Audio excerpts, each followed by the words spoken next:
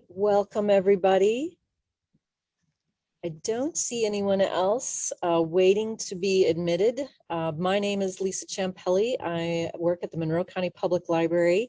I'm serving as session host for Power Mapping for Change, which is being presented by Hannah Lenchek and Alyssa Weiss from Mother Hubbard's Cupboard.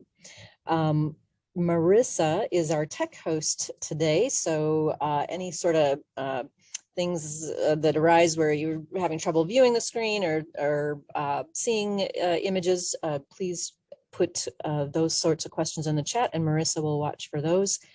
And Hannah and Alyssa will be leading us through the presentation and letting us know about opportunities to ask questions during today's session. Let's see, we are recording today's presentation so that it will be available for viewing on the Summit Archive hosted on Whova. And that's where you'll also find session slides, handouts, and other information, including today's agenda, other sessions that are taking place today. So I am delighted to have Hannah and Alyssa with us today, and I am going to turn it over to them. Thank you. Thank you. That is like the most graceful introduction into a session that I feel like I've ever received. And I feel like it just makes the work easier being like, whew, okay, someone else broke the ice. Welcome, thanks all for joining. I feel like Alyssa and I were joking this morning. We were like, who knows, like we could have like 2 people, it could be 60. So it's nice to know that like we've got a room of about 15 people and to move into shared work together today. As we get into that shared work, generally nice to know each other. For folks in the room who I'm not familiar with, my name is Hannah Lenchek. I use she, her pronouns, and I am the advocacy coordinator at Mother Hubbard's Cupboard. And my job as the advocacy coordinator, I work alongside staff and community members to address the root causes of hunger, looking at poverty, racism, oppression, really the reason that folks, need the Hub's food pantry services in the first place.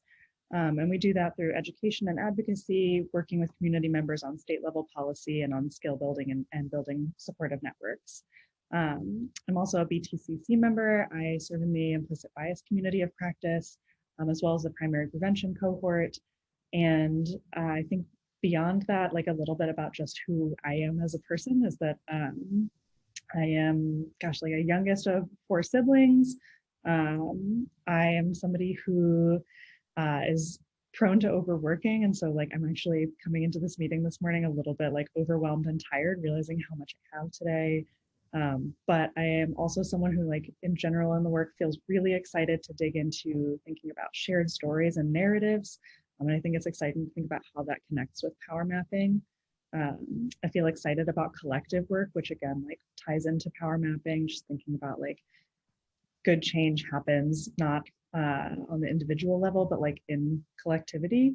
And I'm also trying to be someone who's excited about resting, which is like not always my strong suit, but I generally appreciate that in BTCC spaces, there is like a collective sense of like, oh, what do you need this morning? Here's what I need this morning. It's like a deep breath and this cup of tea. So welcome. Thanks, Hannah. I'm Alyssa Weiss. I use she or they pronouns. I'm the education coordinator at Mother Hubbard's Cupboard. And since Hannah kind of gave you the background on us, I will just say that my work complements Hannah's, also working to get at the root causes of hunger. But a lot of my job focuses on that through community building through the kitchen space. And a little bit about me. I moved here from Chicago a few years ago to work at Mother Hubbard's Cupboard. Really passionate about growing into this work and learning with everyone here today. And then if I can ask before we move into this, if folks are capable of turning on their screens so we can get to know everyone in the room, that would be great.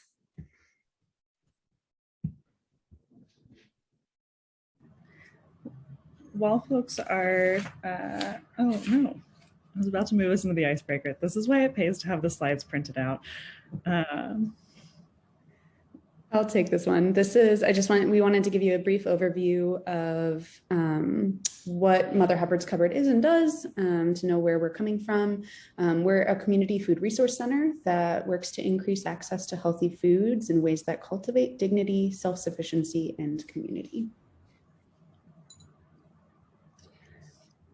And now we would love to also get to meet you all a little bit. So if in the chat, you would not mind throwing in your name, your pronouns if you'd like.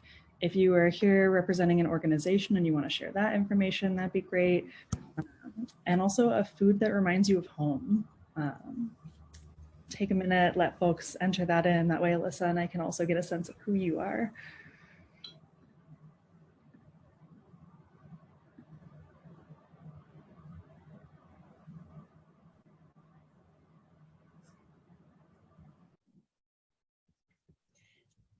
And if folks could enter information into the Zoom chat, if you're coming in through Whova, we're asking people to use the Zoom chat. Yes, thank you. Welcome, April. Casserole. Yeah, that is like the first thing that came to mind for me is the chicken and rice casserole that my mom used to make that like is definitely like a can of cream of mushroom soup over chicken and rice. Just like Midwestern at its core. Oh, Grater's ice cream. That's a good one. Mm. Sweet potato pie. Coleslaw. I love that.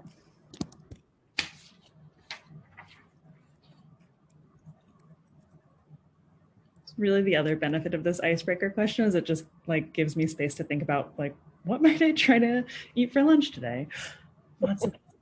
I get so excited to see that. And then I realized that it was yours, Alyssa. And I was like, oh, that makes sense. Eggnog season. Yes. Brazilian food. Yeah. Oh, cheese curds. No worries. We understand camera availability is not always the case for everyone. Patricia, am I pronouncing this right? Is it Fei Hao?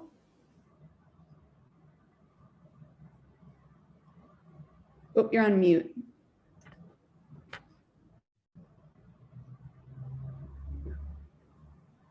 Fei Zhao, black beans. Oh, yum. All right. Well, it's great to get to know everyone. Thank you for sharing. So this next slide, has anyone seen Nailed It?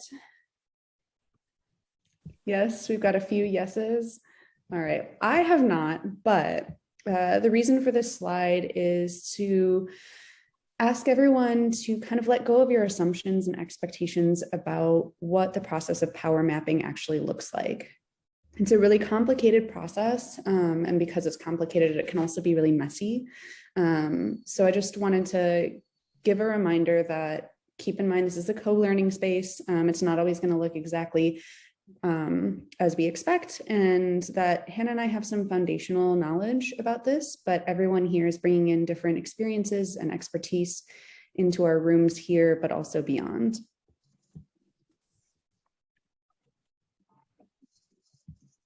So with that, it's time to get into like the actual bulk of the presentation and take you guys through learning this tool. Since we are using that popular education model today, we're going to actually move through this in like a demonstration way together as a group, and then you guys are going to get some time to break out into small groups and use this tool in actual practice. But first, the theme of today's summit being what surrounds us shapes us, with an emphasis on moving from ideas to action, really kind of fits perfectly with power mapping.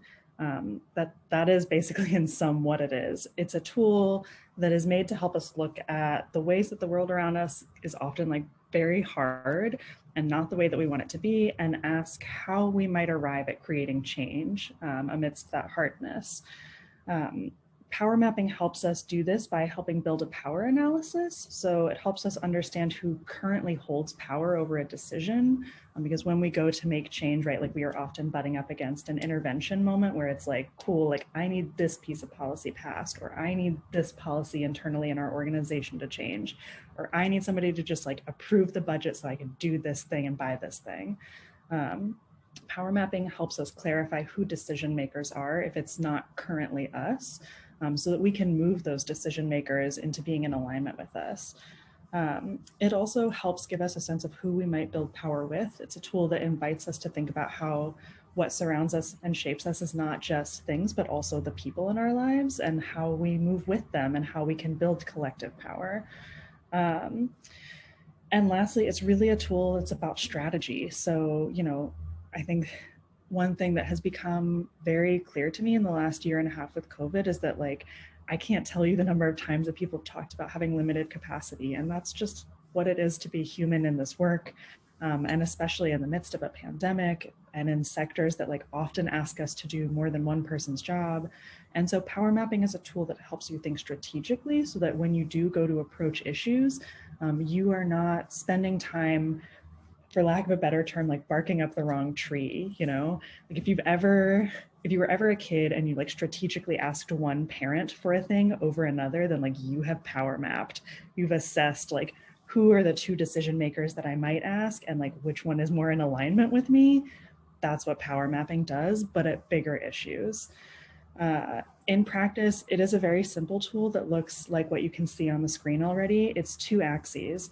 And we're invited to put people and organizations and institutions onto this map on 2 axes, thinking about who has power over the situation, which also, like as you use a power map as like a living document, might change over time as you build power with people.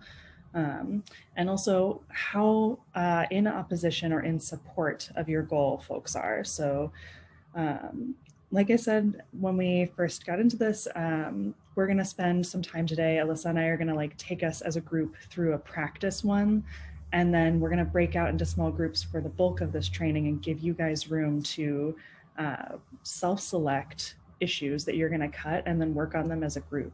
And then lastly, I just wanna say that this training was not built by the Hub. Power mapping is a tool that has existed in community organizing spaces for a long time, and the Hub as an organization was introduced to it by a few different orgs. So Why Hunger, the Detroit Capuchin Soup Kitchen, and Hoosier Action are all people who have helped us use this tool in the past in different ways. And I strongly encourage folks to check out their other resources and to follow up with them if you have more questions and want to learn more, because they're all great organizations. And with that, let's get into it. So when you are getting ready to use a power map, when I say it's a simple tool, I mean, it like really breaks down into about 5 steps that we're going to move through right now. But the very first thing that you need to do is cut your issue. So when we get ready to power map, we assess what we want to happen, right? And part of that is delineating between a problem and an issue. So when I say a problem versus an issue, what I mean is that a problem is broad, it is difficult to solve, it has no clear and concise solution, and it's also not contentious at all. An example of a problem is hunger. You could walk into any legislator's office in the US and be like, I am opposed to hunger. And every legislator is gonna be like, I strongly agree with that. I also am opposed to hunger. That is a problem. An issue is more specific, it's contentious, it has a clear call to action within it. If you walk into a legislator's office and you say, I work within the emergency food system, and I have seen the ways in which moving food to community members is a good risk reduction strategy, but does not address the underlying problem. And what we need is to get money to people. So I want you, in order to address community hunger, to raise the minimum wage. That is suddenly much more contentious. And there's something also embedded within that that legislators can act on. They can be like, ooh, that's a piece of policy that I either support or oppose. And suddenly they need to answer why they fall one of those ways. But either way, they also have decision-making power over that. do we feel clear by like a show of thumbs or emojis or in the chat about the difference between an issue versus a problem? Cool. Seeing thumbs up, head nodding. I love both of those. I love the use of the reaction emojis. Cool. So for this practice round, we have pre-cut the issue for you just to save some time. Our issue as a full group is that we want Alyssa to open a pie bakery. We just do. She makes good pies. We want them. The pies in this photo Alyssa made. In fact, actually, like, I'm so sorry, Alyssa, I cropped you out of this beautiful photo with 4 pies. I Wow. I know, hurtful. So we're gonna move through the next few steps and keep in mind that like, this is the issue we're cutting. We want Alyssa to open a pie shop. All right, so the second step is going to be identifying your decision maker. So the best place to start is by asking some questions or answering some questions, I should say. So you want to think about who has the power and where they are on the spectrum of support or opposition. Decisions often always come down to either an individual or a group. So identifying that is really important. And then ultimately your question is essentially, where does the buck end? Remember that when you're doing this, you want to think strategically when identifying who the decision maker is.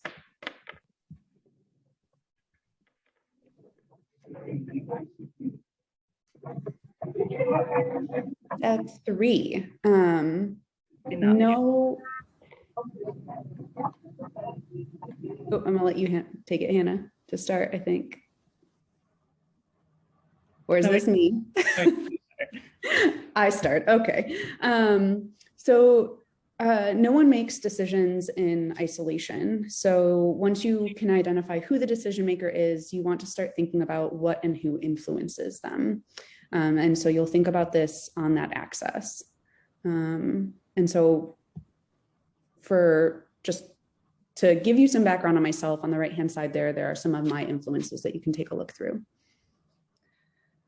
So when we do think about step 3 and mapping decision makers' influences and how people don't generally move in isolation, right? I think sometimes the easiest way to do this is to think about it for yourself personally. As we break into small groups today, and even like in this exercise in which we are trying to convince Alyssa to make pie for us, you may not know Alyssa personally. If you want to know about her, I will tell you like all of the amazing things she can do and all of her skills. But that requires you to do some research, right? Like you may have to do research. And that can look a lot of different ways. Like I think people generally think of research in this very like technical online, like I'm going to Google search them and I'm going to look at their background. And that is definitely one way to get to know people, especially decision makers. Like if you Google Alyssa, you're going to see that she works here and you're going to be able to assess that like one of her influences is probably other staff members at Mother Hubbard's, right? It's her friends, it's her partner. But research can also look beyond like online research. Research may be talking to other folks who you know are connected with a decision maker or a target, right? Like getting that personal information in ways that are ethical. But yes, thinking about like who moves you. So assessing what communities your decision maker is a part of, people that they're responsible for, people that they're accountable to. Nobody makes decisions in isolation, and in practice, people very rarely make decisions with information. They make it with feelings and relationships. So part of power mapping is assessing that. I do want to say also on the step that like we encourage folks to think ethically, not just effectively. There are some ways that you could try to leverage influences for your decision maker that are not ethical. Like I've had folks ask in the past during these trainings, like, ooh, like what if I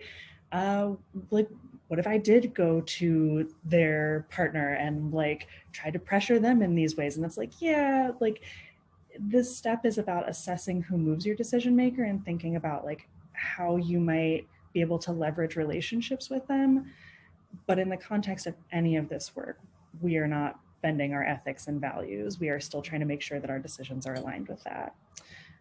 The other thing on step 3, when you're thinking about mapping decision makers' influences, is that you want to get specific. So you're trying to understand your decision maker as a person, and you're trying to paint a more complicated picture of who they are. Sometimes that means honing down. So like one of Alyssa's influences on here, right, is thinking about how like intersectionality tends to really influence her thinking. If you are mapping this, you're going to want to put somebody on the map who actually like connects with that value for Alyssa. So like, who does Alyssa look for when she is looking on whether community partners who are intersectional, whether in different sectors or with different identities, are moving in the same way that you want to move? Like, what are the other influences in town that might be excited about Alyssa making a pie shop that are connected with her in these ways? So, yeah. Alrighty, so real quick, as an exercise, if folks can take a brief minute to think through that and then throw some ideas in the chat about what you think my influences might be.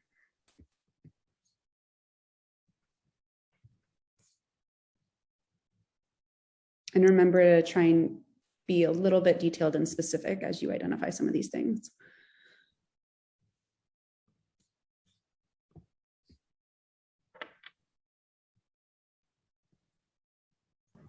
Also, feel free to guess wildly. Like, think about who moves you. You don't have to be right in this exercise. This is just about like thinking strategically.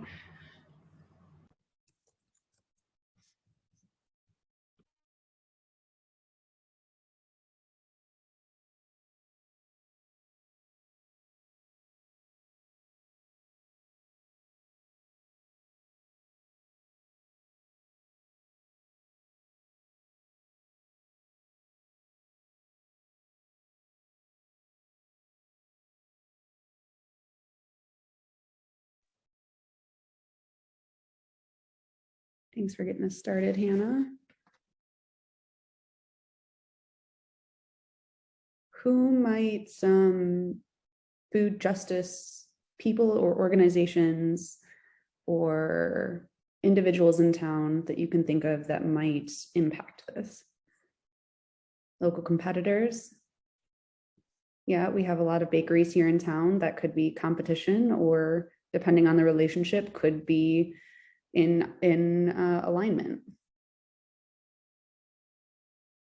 Food quality, yeah. Food sourcing, where am I going to get my ingredient? Like if I open a pie shop, who will influence where I get my ingredients?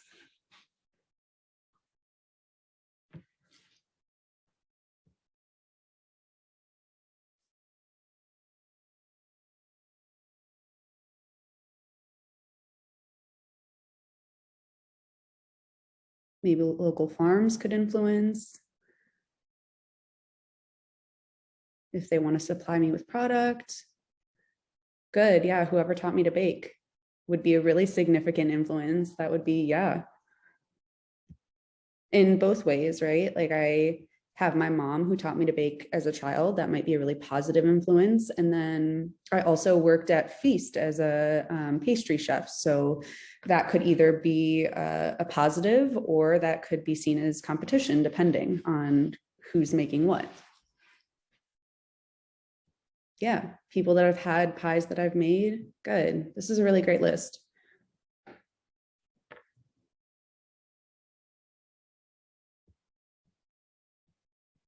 Yeah, time, maybe digging into time a little bit more.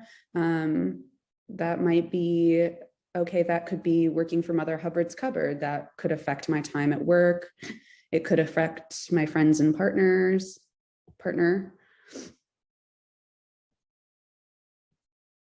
All right, this is a great start. Yep. You ready to take us on, Hannah?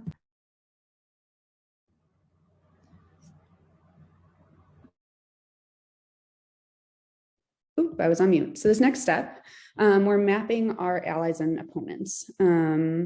Once we understand who the decision makers' influences are and who already has power with the issue, it's time to get an idea of who else might be invested, who our allies could be, and who might be likely to oppose the effort.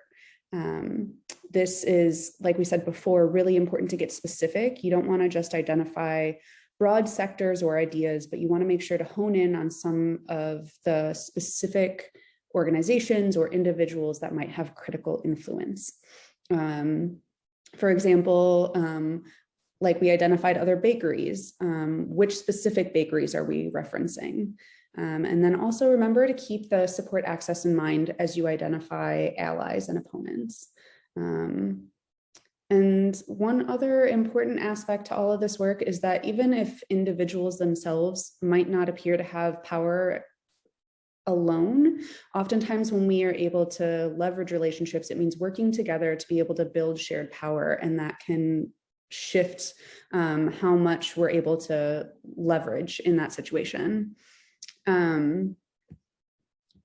So in thinking of that, if we can also, we'll use the chat one more time to take a quick moment to identify who some of the allies might be and who some of the opponents might be to me opening a pie shop.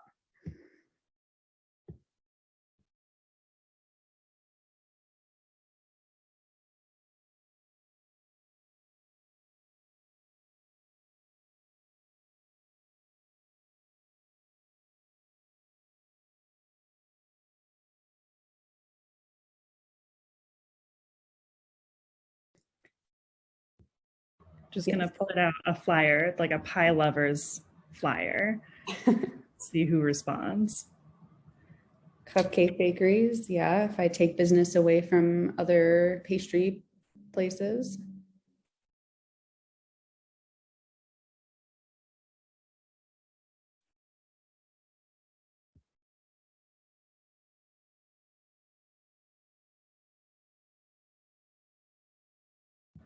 I think some of the things you guys flagged earlier were really good. Yeah, that's fair. The lists are a little similar right now, partially because like y'all have not had, unfortunately, 6 months to like extensively research Alyssa and be like, okay, but who are her influences? And so like a little bit broader on that front right now. But yeah, that's fair. I mean, a lot of times there's overlap, especially like in a community like Monroe County, where I feel like, you know, it's a small community. Like you run into people, you know, there's overlap in sectors and interests, and yeah. Anti-pie coalitions. Ugh, this is the worst set of words I ever heard. All right. And this is a great starting list. Move on to the next portion.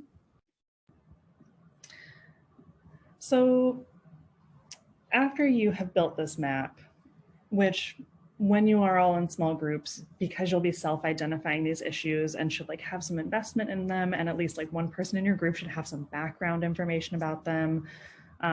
After you've asked yourself these questions and you've mapped all of these people onto these two axes, the last step of a power map, which unfortunately we won't have time today in small groups, is to think about how it translates into making a plan and taking action, right? Like we don't make these maps just because like it's interesting, although I would if you want to do that and have like a power mapping club. I think that's fascinating. But generally we do it because we are deeply invested in an issue and we want to see change happen. So after you have this map and you've assessed all of the people who might be in opposition to you or who might be excited to work with you, the next step is moving into action. And we generally at the Hub recommend moving from a space of shared values, but we have also found in the past that guiding our work with Indiana Coalition Against Domestic Violence's E4 framework is really helpful when thinking about strategy. So as you're looking at like, how are you going to build power with people who are also strongly in support but may not have a lot of power right now? How are you going to move people who have a lot of power but are in opposition? You're asking yourself questions like, are my strategies ethical? Are they equitable, right? Like who's bearing the responsibility of this work? How are people who are most impacted being able to show up and take power in this work? Are these strategies efficient and effective? Like, do they really get at the core decision maker, or at least like form a pathway to them? These are really helpful questions in building strategies. And then the other part of making a plan is thinking about relationship building and crafting narratives. So We strategize after we power map based on shared values. We try to build with people who we are already in alignment in. We don't try to move people's values. We try to move with people who are in shared values with us. And we think about the same things when we are publicly talking about these issues. Part of being strategic and making a plan with your power map is having an understanding of how the stories that you tell as you approach all the people on these power maps will either reaffirm your values and paint a picture of why you want the thing to happen, or they can accidentally or unintentionally reinforce narratives that are harmful to your goals. And so as you go and you meet people and you build those relationships and build power with them, really trying to be strategic about like, what are you saying about why you want this thing, and is it in alignment with your values? Those are things that'll help build strong coalition moving forward in ways that will be sustainable, because they'll keep people in the work based on their own self-interest in an issue, instead of feeling like you're constantly needing to like pull people along with you. Yeah, finding shared alignment with people on the front end is like really the thing that will make what is often long and hard work easier to stay in, because a lot of the work that comes out of power mapping is long-term. So with that in mind, are there at this point any questions about the process of power mapping? And feel free to either throw them in the chat or unmute yourself.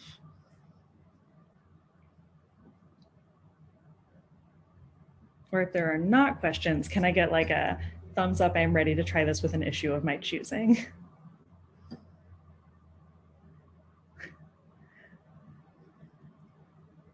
A few thumbs up. I get a few like, I don't know, that seems like a lot of work. And I'm like, yes, I feel you, but you'll be in groups, so you guys can lean on each other.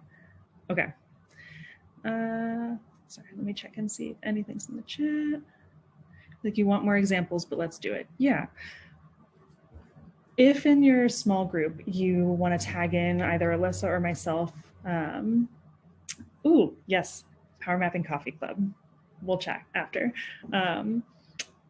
Crystal, if questions come up in your group and you're like, I'm like still lost and I need an extra facilitator, you can tag us in. Alyssa and I are not like auto programmed into the breakout groups, and so we are available to bop in and out.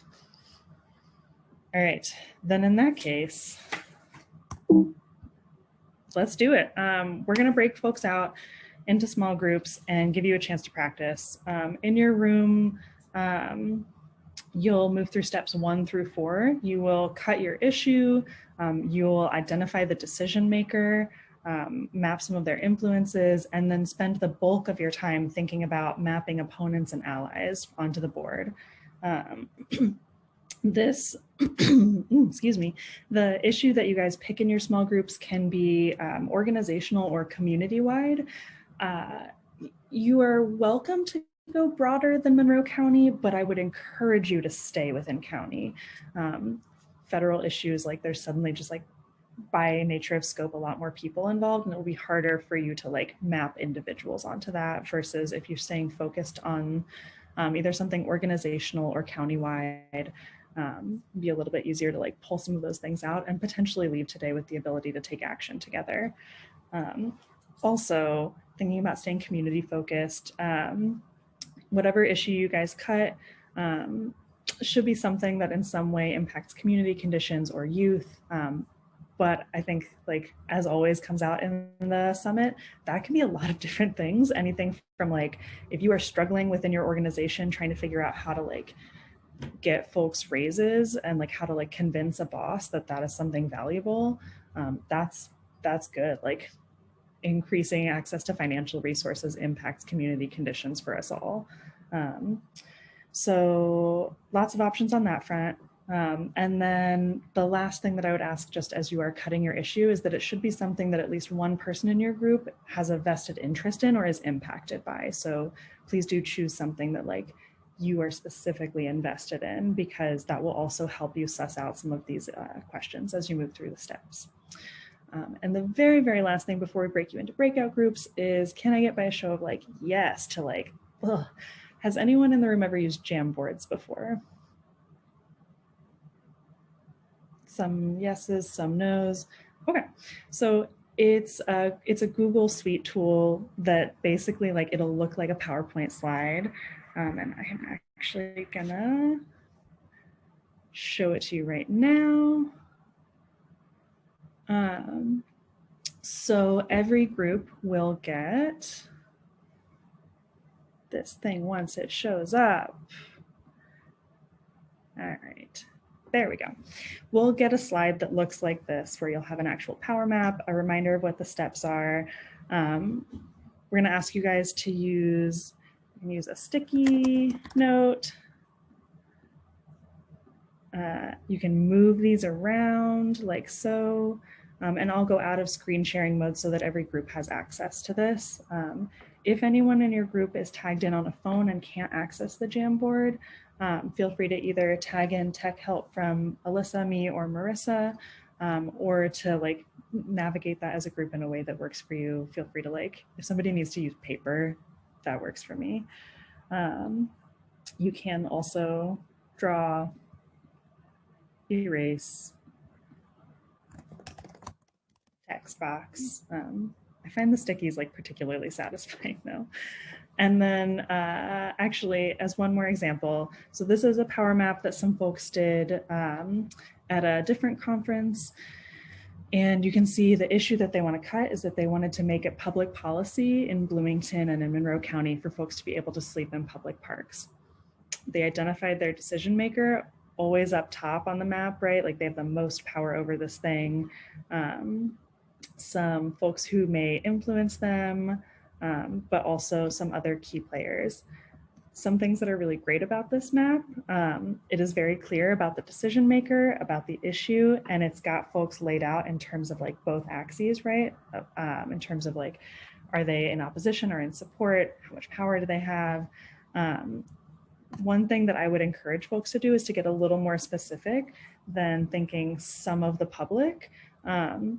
You want to be able to leave with someone you can call and tag in to work on this with you. And it's difficult to call the public. It's just, I've tried it. I stand outside my house. I'm like, does anyone even raise the minimum wage with me? The response rate is very, very low. But when I call my friend Laramie, who is like, yes, let's do that, I can get her on the phone and I can be like, cool, do you want to go talk to legislators today? So hone these things out. Think about what Alyssa said. You want institutions, agencies, and individuals who you can actually be in contact with, not just sectors. Okay,